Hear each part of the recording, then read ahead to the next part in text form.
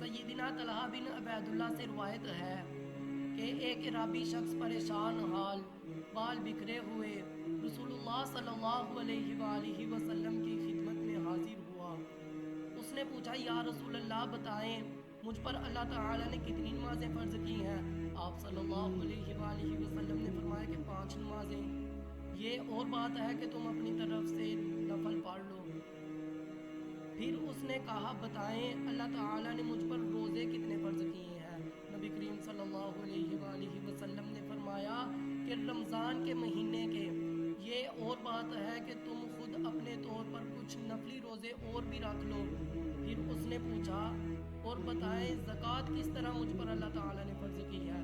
آپ صلی اللہ علیہ وآلہ وسلم نے اسے اسلام کی باتیں بتا دی۔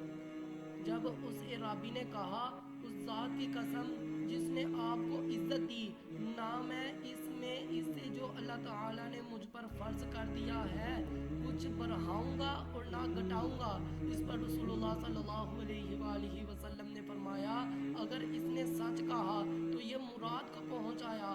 آپ صلی اللہ علیہ وآلہ وسلم نے فرمایا کہ اگر سچ کہا تو جنت میں جائے گا۔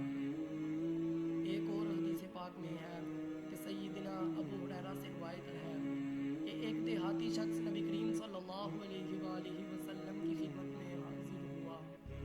آپ صلی اللہ علیہ وآلہ وسلم نے فرمایا کہ اللہ تعالیٰ کی عبادت کر، اس کا کسی کو شریک نہ ٹھہرا، فرض نماز قائم کر، فرض زکوٰۃ دے، اور عرض کی کہ آپ مجھے کوئی ایسا کام بتائیں جس پر میں ہمیشگی کروں تو میں جنت میں داخل ہو جاؤں۔ تو آپ صلی اللہ علیہ وآلہ وسلم نے ارشاد فرمایا کہ روزے رکھ۔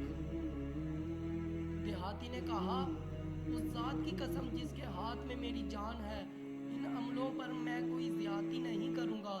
جب وہ پیٹھ موڑ کر جانے لگا تو نبی کریم صلی اللہ علیہ وآلہ وسلم نے فرمایا کہ اگر کوئی ایسے شخص کو دیکھنا چاہے جو جنت والوں میں سے ہو تو وہ اس شخص کو دیکھ لے۔